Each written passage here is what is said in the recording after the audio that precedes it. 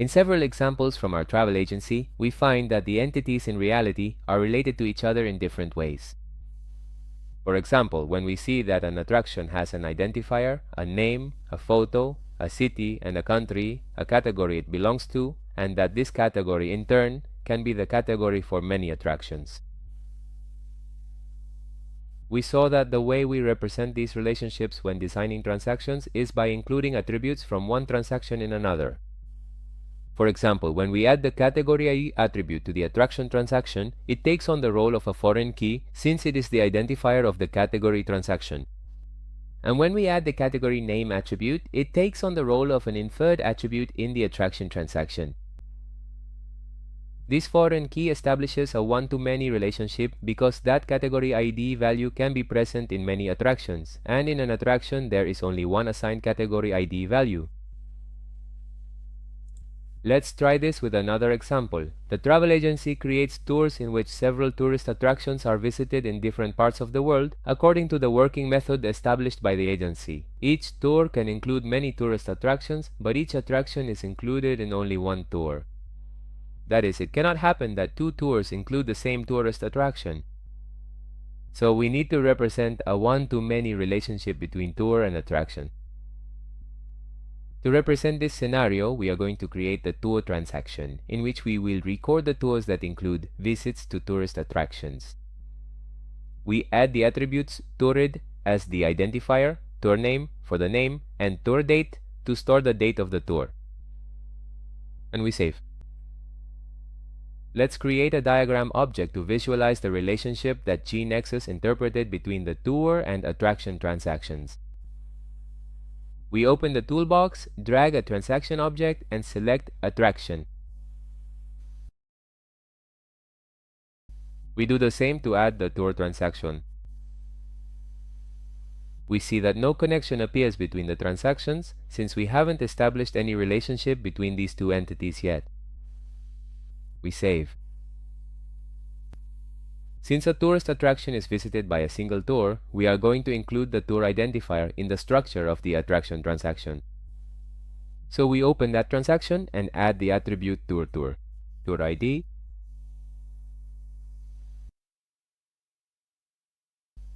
we also add the attribute tour name so we can display the tour's name on the attraction screen. Since there are already attractions entered, for now, we'll allow attractions without tours. To do this, we specify that tour ID can accept null values. Now let's go back to the diagram. We can see that now there is an arrow with a single tip pointing to tour and a double tip pointing to attraction, indicating that a tour can include many attractions, and that an attraction belongs to a single tour. To recap, if we add the identifier attribute of one transaction to another transaction, a one-to-many relationship is established. The foreign key typically resides on the many side of the database relationship. We press F5 and accept the reorganization. Let's execute the tour transaction and enter a few new tours.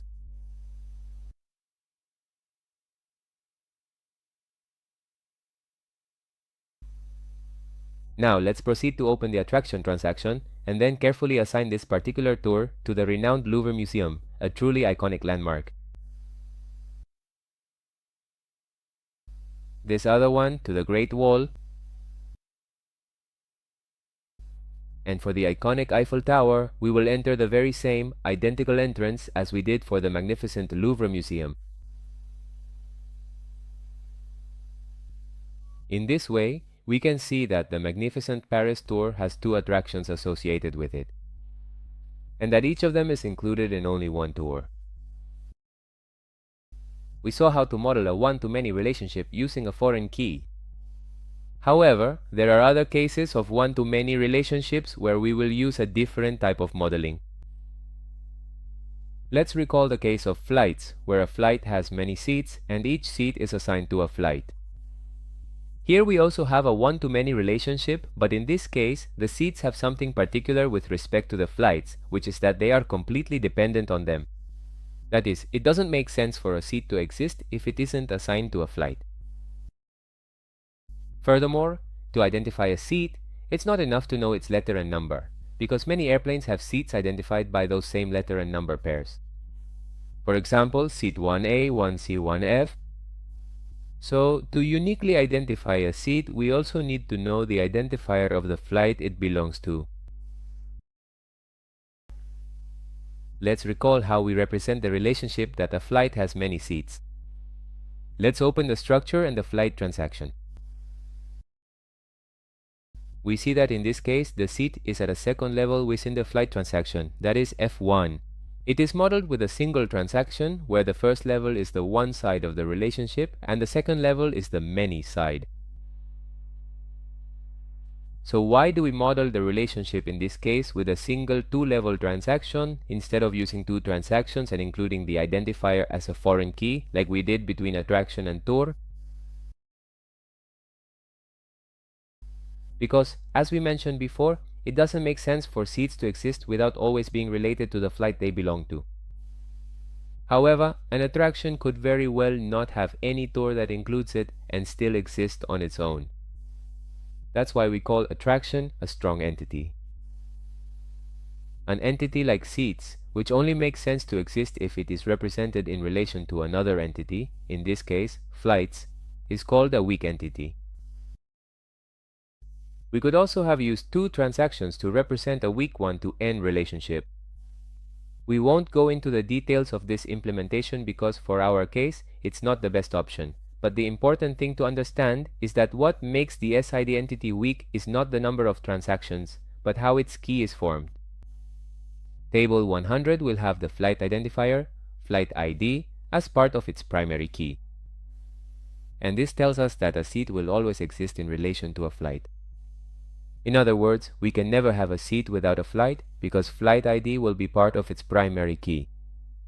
And that determines that seat is a weak entity.